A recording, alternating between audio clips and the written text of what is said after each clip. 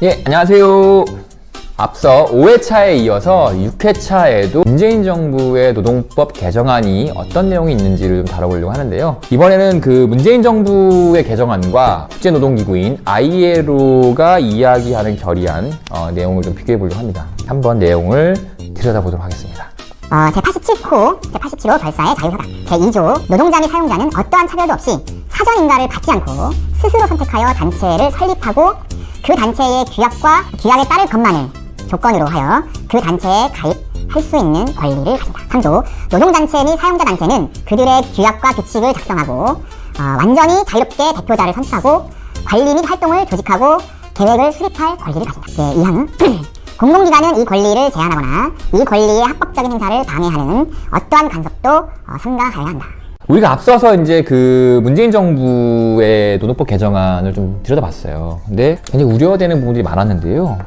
첫 번째 이제 실업자와 해고자들이 그 기업에 있는 노동조합의 조합원으로 가입이 가능합니다. 그런데 임원과 대의원으로서는 자기가 출마할 수 있는, 이들을 선출할 수 있는 없다는 조항이 이제 법으로 만들어지려고 하는 거예요. 그런데 앞에서도 이제 보셨지만 노동조합은 그 어떠한 제약 조건도 없어야 됩니다. 근데 이거를 법으로 이제 금지하는 조항이 생기는 거죠. 이거는 반대 방향으로 흘러가는 게 아닐까요? 그리고 또 하나 뭐죠? 공공기관은 이러한 것들을 권리를 제한해서는 안 된다. 이런 내용이 있단 말이죠. 그런데 이거를 어떻게 정부가 법으로 만들려고 해요.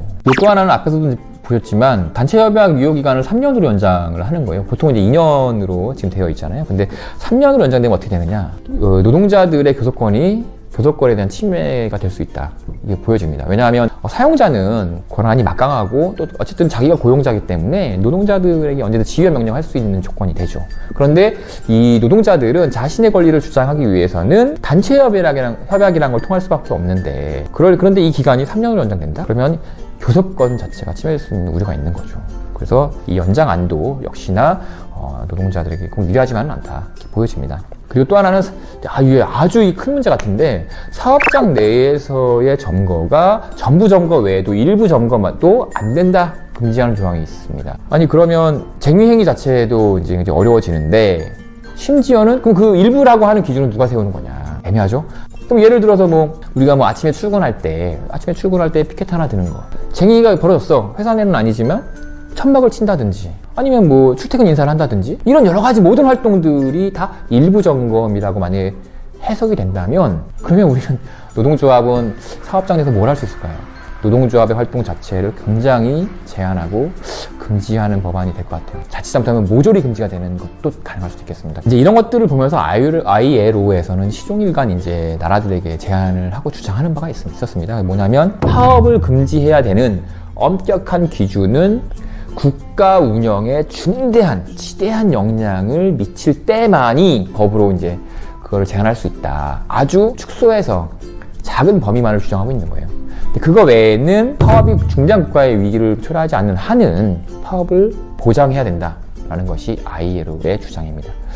그렇게 보면 아마 군인이나 경찰, 치안 담당하는 최소한의 인원 외에는 대부분의 사업장은 아마도 파업을 철저히 보장해 주는 것이 맞다. 그것이 ILO가 주장하는 국제노동기구가 이야기하는 방향으로 가는 것이다 라고 보여집니다.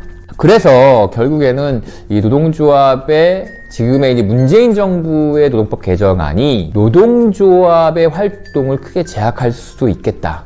그리고 노동자들의 권리를 심각하게 침해할 수도 있겠다라고 보여집니다. 이제서야 왜 민주노총과 한국노총이 왜 그 양대 노총이 모여서 기자회견을 해가면서까지 국회 본회의도 아니에요.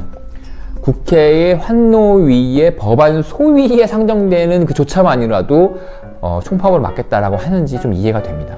문재인 정부에서 이것이 ILO가 이야기했던 결사의 자유를 보장하기 위해서 노동법 개정안을 냈다라고 하는 것이 왜 거짓인지도 잠깐 들여다봤는데도 불구하고 이게 알 것 같아요. 그래서 여기 계신 이 노동 온 TV를 구독하고 시청하시는 여러분들, 향후에 이 민주노총이 이 노동법 개정안을, 이 개혁안을 반대하고 막아 나서는 데 있어서 많은 지지와 연대를 꼭 보내주셔야 할 것 같습니다. 그래서 이후에 많은 응원도 부탁드리고요. 그리고 저희 노동운 TV도 구독과 좋아요 많이 부탁드립니다.